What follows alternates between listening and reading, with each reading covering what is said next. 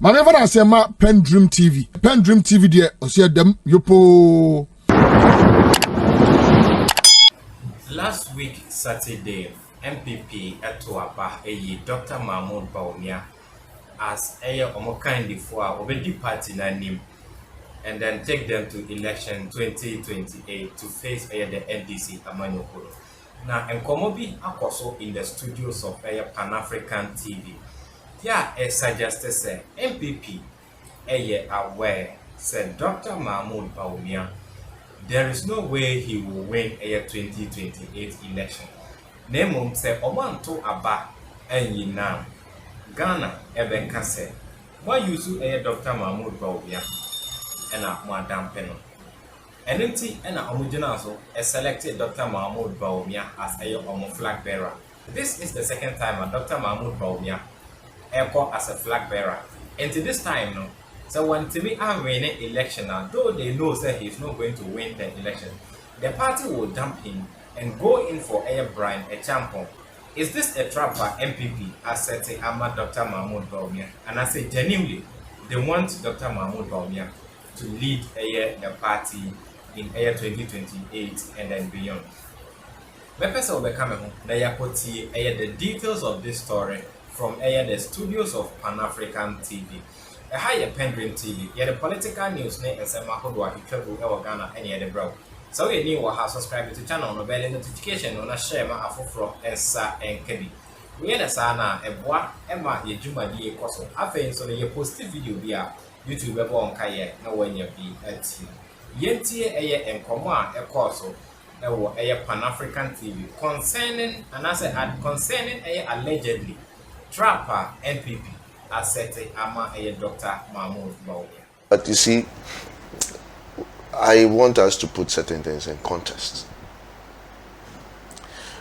My brother Kwachi had said here that, if he got so much percentage, there is nothing wrong about it. There is everything wrong about it.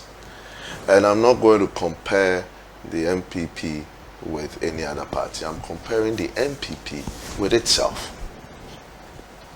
You see, about from 92, almost your delegate list never crossed, I think, 2,000.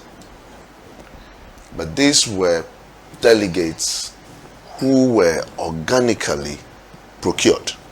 These were delegates who were NPP people by, should I say, right. They got there by merit. And you know how the voting went. It's always 50%, 50-something%. In fact, with that same system, Akufo-Addo had 40-something%. With that same system. I think it was after, is it 2010? When they changed the whole structure and brought what Professor Frimpong Boateng describes in. That was when Akufo-Addo had 78% in the NPP. Check your history. It has never happened. He was the first because they put in a machinery that will ensure that even if he was in a wheelchair, he would have still won primaries. Even if he did not go out to campaign, he would have won primaries. That same system is what has been bequeathed to Dr. Bawumia. And when this was bequeathed to him, at his first show, he had, I think, 62%. Yeah, 61. Yes, 61 point something%. Right? You have maintained that same system. And this time it's what? 56. It's 56. So he has not just dropped. The system they created has even rejected him. He was part of that system. And it was a system that has been handed over to him. And he's performing poorly. And normally, all the candidates from the time of Kufuor, they keep, progressing. They keep doing better in primaries. This is the first time that somebody who did better with a certain machinery that can take names out of albums overnight,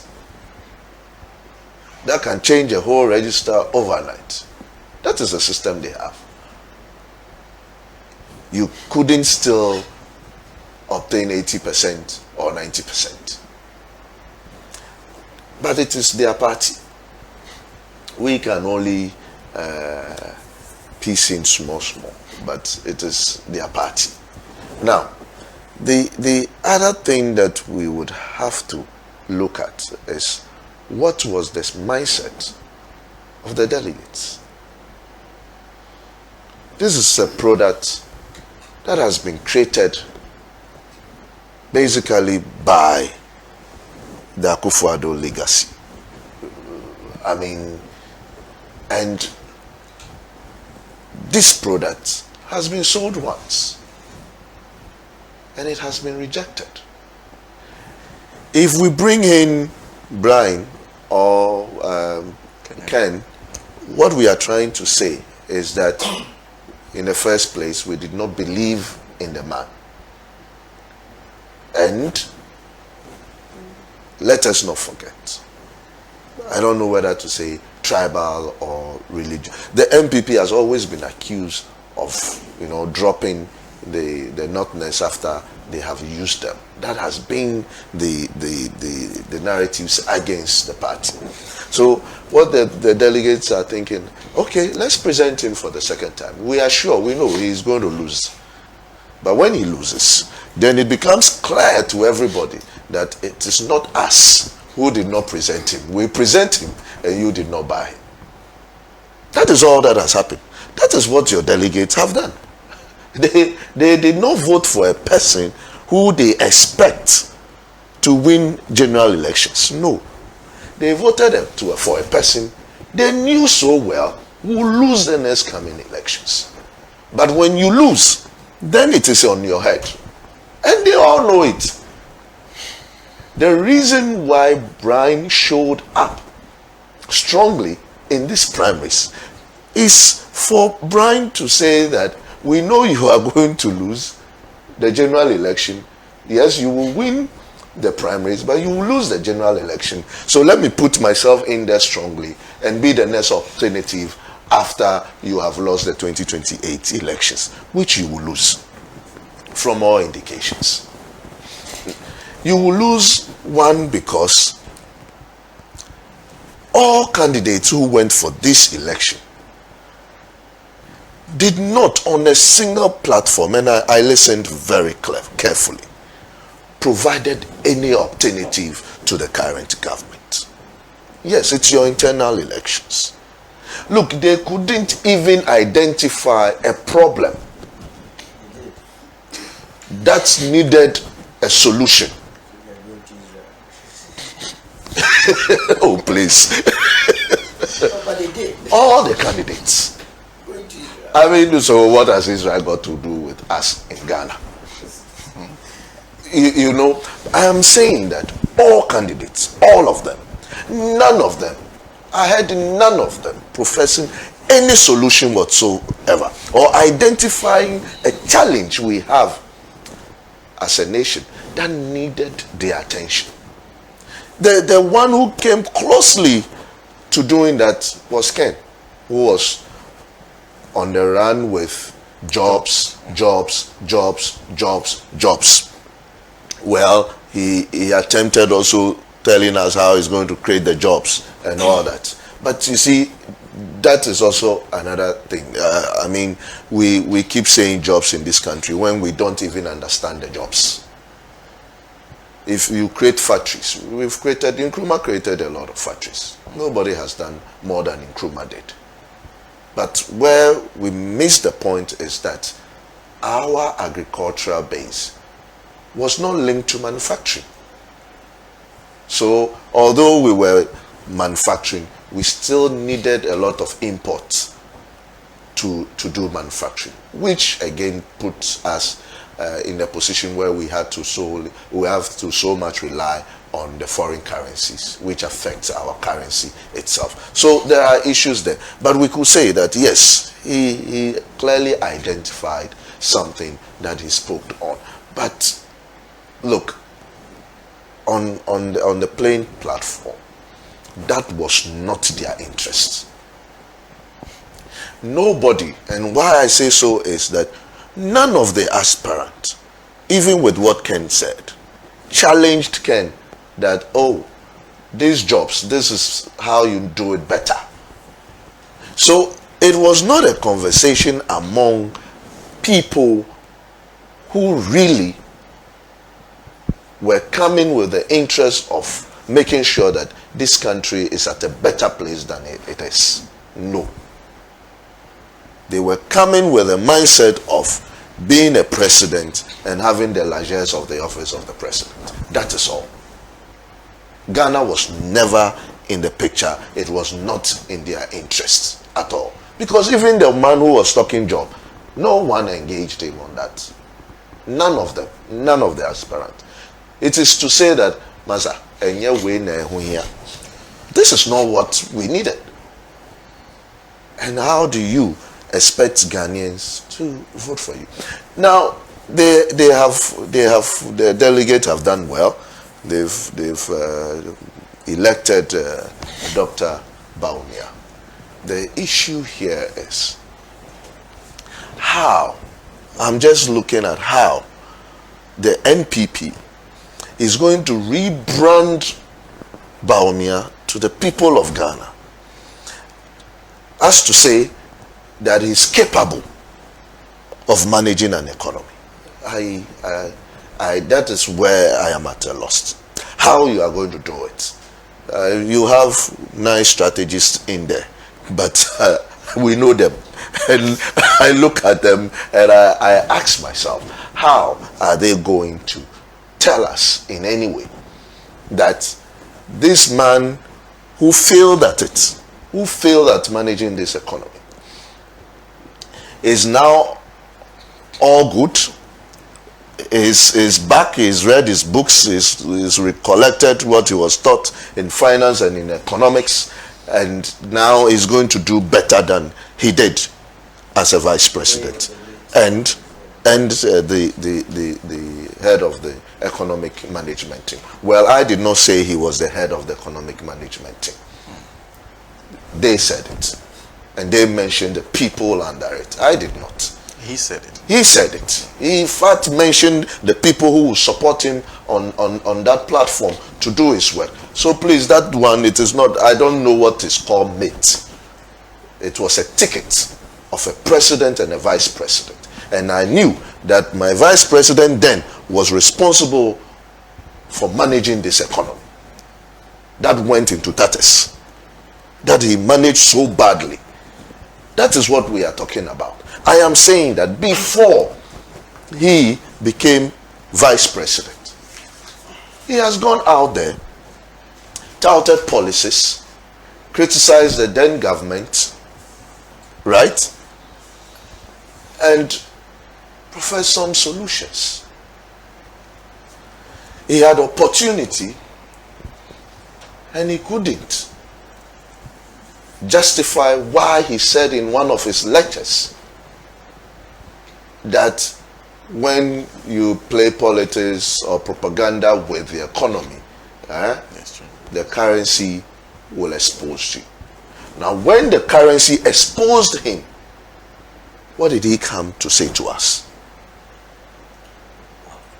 Did he say to us that, I'm sorry, what I so much believed in economically was probably in theory, but practically it doesn't happen? Did he have that respect for the people of Ghana, people of Ghana, to say that, well, I said this, but on a second note, it is wrong? This and that factors I did not look at up to now. You see, it is not an admission that we want, a blanket admission of these were lectures. And when do you understand what lectures are? These are things that are well researched. that you put out there, right? And when you put them out there, you expect time to judge you. And time judged him. And he was found guilty, right, of telling lies. I mean, if you go into that lectures, paragraph by paragraph, I will point to you how someone who claimed to be a finance or economic person, economist or whatever, shouldn't have even attempted going out there and speaking that way. Because we all know that there must be some strength in your own currency to fight any other currency. It doesn't just depend on what other currencies' values are, but your own currency. So if you manage inflation poorly, if your CPIs goes up, the purchasing power, without comparing the currency to any other currency itself, gets weaker. Because today, if I have 100 cedis and can buy 5 pence, and that same 100 cedis tomorrow can only buy 2 pence, it is not about just the dollar or the exchange rate exposing someone, but the CPI charging upwards and surging upwards is actually reducing the energy in the currency or in the face value of the currency I'm holding. Let him come and testify to us that he actually wrote those things. Let him tell us that he so much believed in the things that he wrote in the past. Or let him tell us that all those things he did in the past were just, for the cameras, and he didn't mean it. And therefore, now he's gone back to his books and what he learned actually, and well researched, and he thinks that he can solve the Ghanaian problem. Because if you don't understand the problem, how do I give you a problem or this nation to solve? If you have proven to me that you do not understand the problem we are having in this economy and how it should be solved, how then do you convince me and tell me that, I have solutions for you? Because you don't even understand the challenges. And you have proven to us by things you said, lectures you gave. It wasn't just campaign. It wasn't just you on a campaign platform that we sometimes go gaga and say all sorts of things. These were lectures with PowerPoints and touch screen, all sorts of things. That you did. You, the NPP, own that. The NPP as a party itself have not also been bold to own up to those faults. And then you come and say, I have presented Bawumia back again, and you are expecting him to go to an election, contest a general election against somebody who did not organize lectures, who did not actually speak any technical language in economics or in finance, but who is getting the results for the people of Ghana. The CPI's deterioration has significantly improved. Significantly improved. Our currency has significantly gained strength and seen a lot of appreciation. Right? Our borrowing rates have reduced. The cost of borrowing in Ghana today has reduced from what it used to be. And so I am saying, what is their position in terms of the economy, for which they are bringing us an economist or somebody who is finance savvy? What do they have? What have they identified? That candidate you have brought to us, how are you going to sell the candidate for the people? Well, we will wait and see how they sell him, because we are so much prepared for him. I tell you, he's a boxer we know, and we know him so well. After all is done,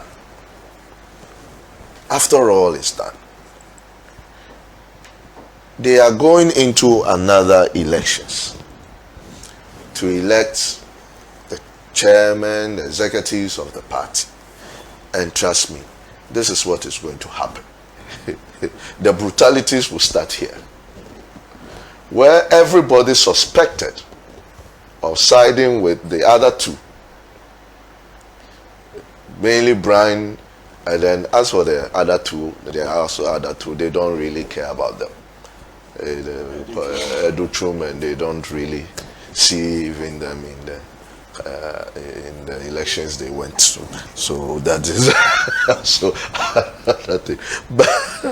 But for the main two, that is Ken and Brian, this is where the targeting will start. And so you see all the people who want to be chairman, some of them going close to Bawumia and all that, and others have also stayed off basically. And they are going to elect people who will tell or told their lie, right? And this is the Akufo-Addo legacy, who will told their lie. They are going to bring a general secretary who will told their lie. They are going to bring a national organizer who will told their lie. And they will also supervise at the grassroots level in terms of the regional level and the constituency level. They would also it will be the same structure. So it's a legacy for me. What I am happy about, it is a legacy which is not being truncated today. In fact, it will go after 2028, and it will affect them again. And I'll be so happy they continue with that. Mr. Osu. So now you see, sometimes I'm very happy that some of us left the NPP at the time we realized the party had been reduced to nothing, no principle. There is practically no principle in the party.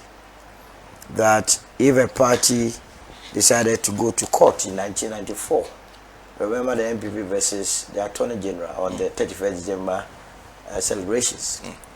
And in that case, all that the relief, all that the NPP was seeking was to bar the government from using state funds to celebrate a coup occasion. That was in 1994. They went to court. They said, under no circumstance must the state eulogize coup. And this was the New Patriotic Party versus not an individual, the entire party versus the Attorney General. It was a landmark case. The NPP won 5-4. And it's the reason why 31st December is no longer celebrated with public funds.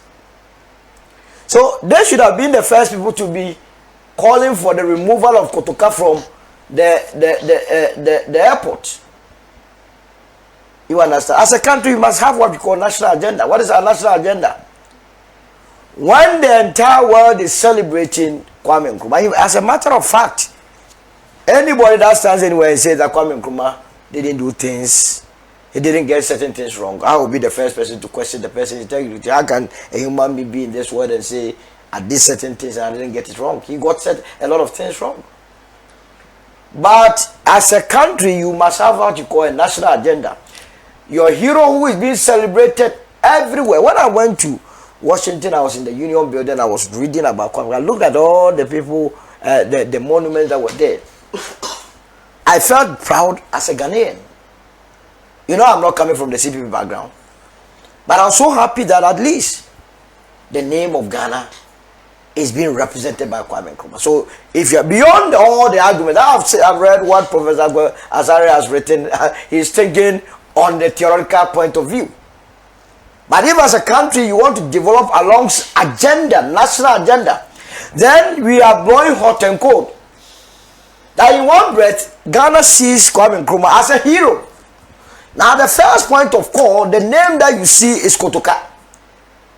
So anybody who does not know the history of Kotoka, googles quickly, and what comes out or pops out is that Kotoka was the one that removed Kwame Nkrumah. So in one breath, you are celebrating Kwame Nkrumah. In another breath, you are celebrating the person that removed Kwame Nkrumah. How does this work out?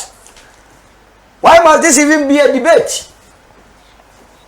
What significant monumental achievement would you attribute to Kotoka, apart from the fact that he overthrew Kwame Nkrumah? And whether or not that overthrow led Ghana to any promised land. We have had a lot of coup d'etats since then. NLC, SMC, and so on. It's the reason we are retarded in our development. Interestingly, people who ought to know, I've seen them begin to post the sectorial performances of Kwame Nkrumah in 66. Justifying that because the economy, granted the economy wasn't doing well, they didn't cause or call for a coup d'etat. And these are coming from intellectuals. Then they raise the issue of Preventive Detection Act, PDA. Said every act is passed by Parliament. Is that the case? So they create the impression as though Kwame Nkrumah single-handedly brought a law to be dealing with people that really wanted to harm him. If you are a president and people are attempting your life and you decide to put in place, go to India and go and check the National Security Act. Today, in modern day, go and check how different is that National Security Act of India from that PDA. Now, when you box them, they didn't move, elevate the discussion to what about the Avoidance Discrimination Act? And that Kwame Nkrumah was creating one party state. And I said, what? So they don't even know what the Avoidance Discrimination Act came to do. How can you form a political party on ethnic lines or religious lines, Muslim Association, Gashi Fibokwe, Alon Youth, Trans-Togoland, and you think that this is a political party? No, because he was afraid of elections. If you read, Kwame Nkrumah was in prison when he won the Odododio election. He won the 54 election. So in terms of winning elections, that was not somebody who was afraid of elections. You get my point? We might be serious. And I find that's why they are even going to remove him. But sometimes I get surprised that he introduces the ethnic element. And there is another person at the National Development Planning Commission, Professor Something, who has also written something. I can't imagine that he was calling on all efforts around the globe to fight against the removal of Kotoka. Where are we going to get into with this? Where is the country going with this sort of shallow thinking? We cannot entertain that because names have a meaning. Look, I agree with Accra entirely. You know why? Because you see, you can name an airport after a place. It gives the place recognition. Why is Cairo Airport not there? If you go to Addis Ababa, is it not Bole Airport? Bole is the name of the district. Can still promote Accra. And by the way, it used to be the original name. Before it was named Kotoka International Airport, was not Accra International Airport. So we must stop this business. Look, it's the only reason why my brothers in the NPP are not coming forth with the idea of UPCP, because now when they go and mention UP, it is our party. It advantages us. So they even go there to even promote us. By the way, let me use this opportunity to address a fundamental flaw with my brother Sebe. Look, the United Party is not always praising government. Let me tell you something. And see, you are not following well. When you are an opposition party, you are supposed to behave responsibly. You don't just criticize an administration for criticizing. In fact, between the NPP and the United Party, we have, as it were, criticized this government more than them. Look, I remember the first time they mentioned the name of Guzitano as the one in charge of 24-hour economy. I was the first person to criticize the appointment. But when there is not, if inflation is 3.8 today, and I know that you left it at 23%, on what basis would I go and criticize? You yourself, you ended by praising the government, that all the indicators are good. So are you doing the bidding of the president, the government? I'm sure you need to give praise where it's due. Now, so what different is what you have been doing from what I've been doing? Because you couldn't have done otherwise. That when the indicators are so good, better comparative to what you left, on what basis would I criticize? On what basis would I criticize John Mahama that the city has stabilized? when I know the importance of the stabilization of the currency. Your own people, they are unable to defend. What they say is that why is it that the Bank of Ghana has invested close to 10 billion into the economy to stabilize? I say, hey, where are these people coming from? So you are a government when you know that Article 183 or so tells the guy and mandates the Bank of Ghana to, as it were, ensure the stability of the currency. And that when you have money sitting there, and you know that if you don't intervene in the market, the city will wobble. You will sit down for the city to wobble to wipe away people's working capital and say you are a government. No way.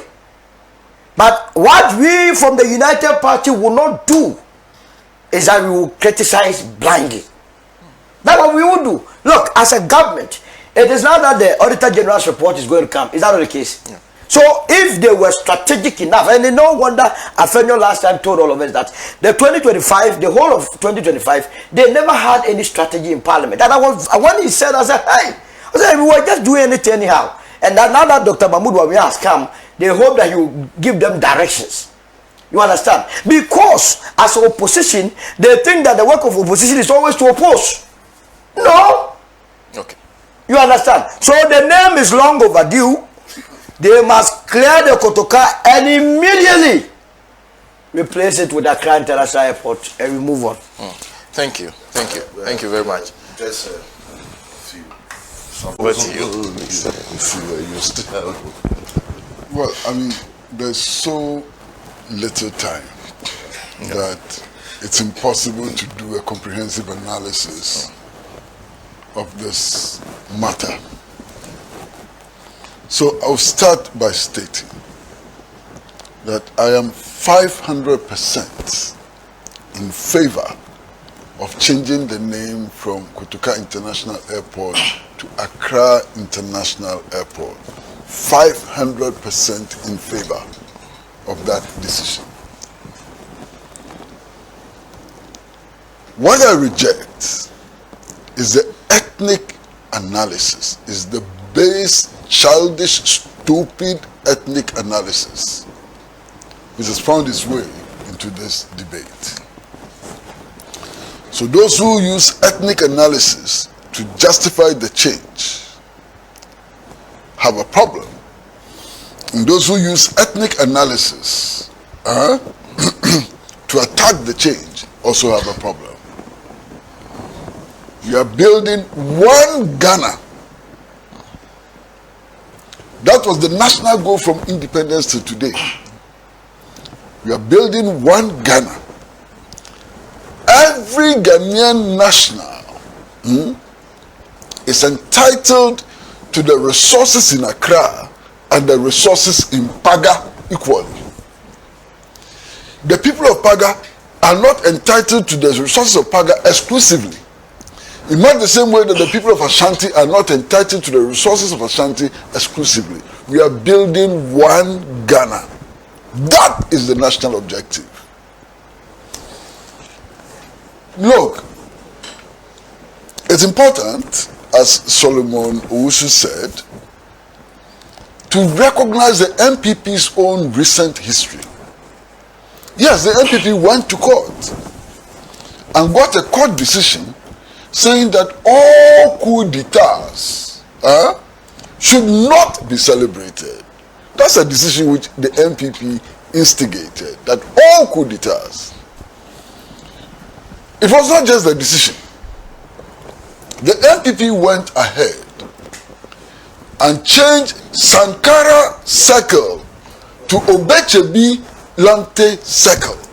So the NPP went ahead and took practical action to change the names of structures and places named after coup plotters and persons who executed coups. That is why today we have Akwaje Park instead of Sankara, Akwaje Interchange instead of Sankara Interchange. So if the NPP is to be consistent, it cannot be opposed to this proposal from the Mahama administration. Consistency requires that it toes the line. Now, there is something else which is very significant, and my brother has also mentioned it, that Nkrumah was not an angel. you know, the Preventive Detention Act was whatever.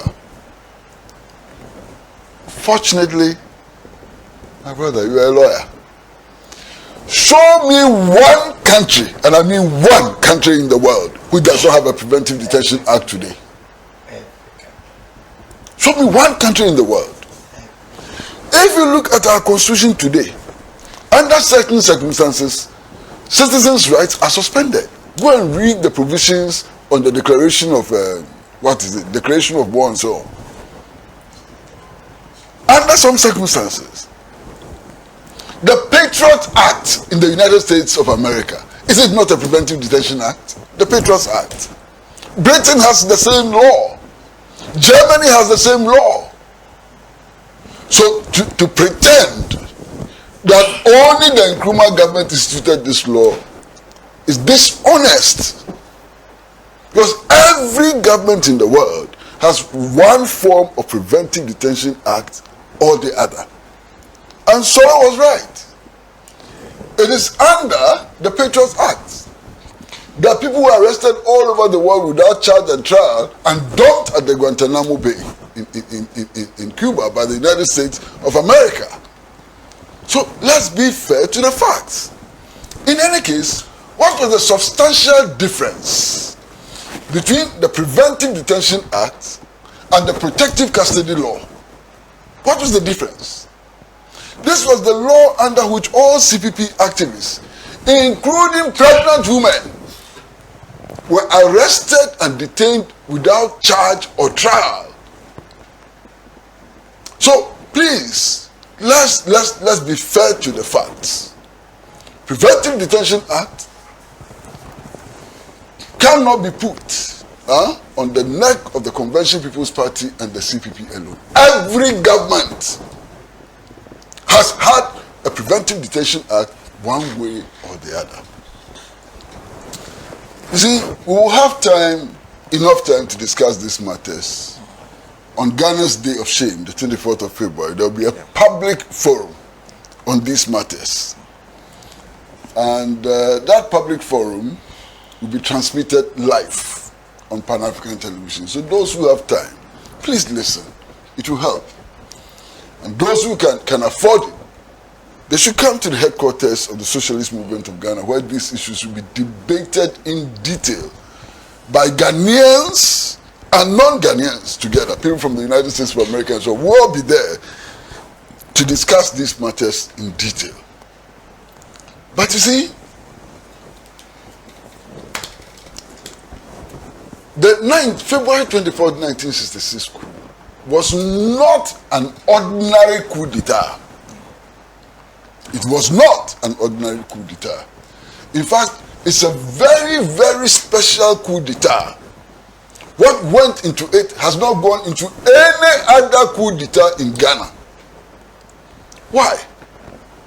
The evidence, and I'm talking about the evidence, is clear that this was a coup d'etat which was sponsored, planned, and executed by the Central Intelligence Agency of the United States of America.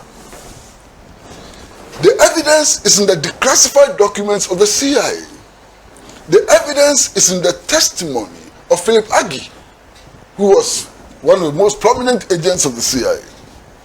The evidence it's in other testimonies, Philip Agee and John Stockwell and so on. They've all written extensively about this. So let's get out of our illiteracy and read.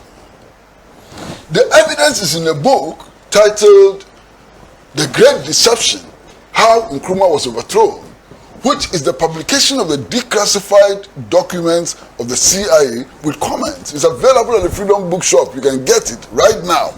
You understand?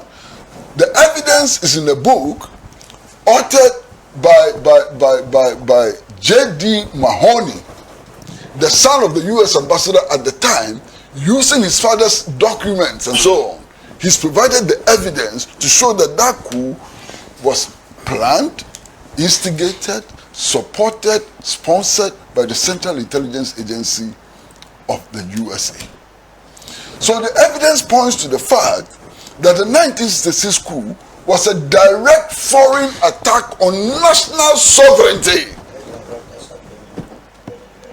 So, those who are praising Kotoka for organizing the coup, they don't know the history. Kotoka was a small tool in the hands of the CIA for organizing the coup. And indeed, the historical evidence again is on YouTube. I interviewed Mr. A.K. Deku, who was one of the conspirators, Commissioner of Police, CID, and then Nkrumah, who became a Commissioner of the National Liberation Council. I interviewed him a few weeks before he died.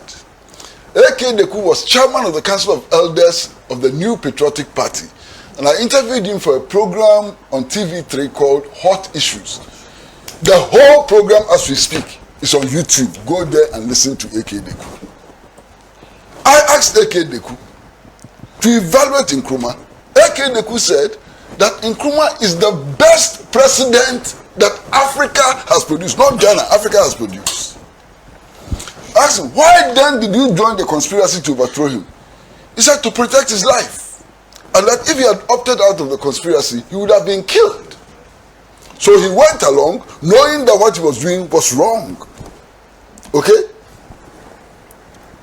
Put that aside. The key conspirator was not Kotoka. It was not Afrifa. The key conspirator for the 1966 coup was a Major Kwashi, who was resident at the 37 military hospital. It was in his house that the coup was plotted. But somehow the CIA decided not to play him out. So his name doesn't appear anywhere. The key conspirator was a Major Kwashi. The coup was plotted in his house at the 37 military hospital. You understand? So we have to understand these things. Now, I pity my nephew, Afenyo Makin. He's my nephew. You know, I really pity him. I mean, he's increasingly becoming pedestrian in his analysis. And I pity him. I actually feel sad for him. This, his drive into ethnicity. Where is the basis? That if you touch Kotoka, you have touched Evers. It's unbelievably childish. Now, let me explain something to you. The Convention People's Party, one of its strongholds was the Volta region. Okay? When the coup occurred, what Kotoka and his henchmen did to Voltarians is unbelievable. Reverend Goka, he was a minister in the Nkrumah government. He's one of those who was bundled and thrown into prison. Are you saying that Reverend Goka was not an Ewe or from the Volta region? He suffered at the hands of Kotoka. Not just that. One of the most prominent advocates of the CPP in the Volta region was in Qatar. His name was called Fiawo. His son became one of the big journalists in this country, working for the Ghanaian Times and so on. Let them tell you their story about how they were treated after the 1966 coup, and come and tell me that Voltarians will go and struggle because Kotoka's name is being removed. Why? One of the consequences of the 1966 coup was the removal of people from the Volta region and Evers from high offices throughout the country, leading to the filing of the case which became known as Apollo 568. The leader, the person who mobilized and filed the case, was called Salah. He was from the Volta region. To stop this nonsense. Do you know people in the Volta region who suffered? Check. The facts are there. The history is there. People in the Volta region suffered. They really were punished for supporting Nkrumah. So, to think that people of the Volta region will rise because Kotoka's name is being removed, we are dreaming, you are joking, you are ignorant. You don't know the history. As if you know the history, you would not put forward this baseless, childish argument. You understand? Now, there's so much to say, but we can't say it all. Thank you. But listen, my brother, and listen very carefully. I am for naming the airport Accra International Airport. Because we are reverting to the status quo ante. Little controversy, no problem. If you come and argue that it should be named Kwame Nkrumah Airport, becomes a problem. Everybody is talking, you know, making unfounded statements and allegations and so on. Accra International Airport, finish. And the reason why it should be named Accra International Airport is not because the airport is in Accra. Because if you accept the argument that you should name it Accra International Airport because the airport is in Accra, by extension of logic, it will lead to total chaos. Okay? It will mean, for example, that the Kwame Nkrumah University of Science and Technology in Kumasi should be renamed Kumasi University. By logical extension. And would that make sense? We are trying to build one Ghana. One Ghana is what we are trying to build. And we should stop this tribalism, this ethnicity, foolish ethnicity and so on, and focus attention on how to build this country and to take it forward. Take the next steps forward and so on. Stop this. I am completely disgusted. These people, some of these people, and then it's important for us also to note that the NPP is not united on this matter. Yes, it's true. So if we have to condemn, let's condemn the backward people in the NPP who are coming up with ethnic analysis and so on. Yeah, you cannot rope them with people like Kojo Nkrumah who supports this change. Kojo Nkrumah says the change is fine. So Kojo Nkrumah and Afenyo Makin are different. They have different positions on this matter. So don't rope the whole of the NPP into this and condemn the NPP. Let's fish out the individuals who are backward, who don't understand our history and deal with them. You understand? Yeah. That's my position. Okay. You see, there's so much to say. I mean, so much to say. So much to say. You travel around the world. Travel around the world. There's nowhere in the world that I have been that there's no monument honoring Nkrumah. You go to Guinea. I mean, perhaps Guinea has the biggest statue of Nkrumah anywhere in the world. You go to Mali. Look, I went to Kenya 30 years ago. The major street in Kenya is named after Nkrumah. You go to South Africa, where? You go to Cuba. Nkrumah's statue has been erected in Havana. What's wrong with us? You come together, go to what is wrong with us? Thank you. Dedi kama mamena PENDREAM TV ase. Na so far so good. Say open online portal e wo Ghana. Ah nipa share, nipa follow, nipa comment here. To my best of knowledge, without any biases, PENDREAM TV.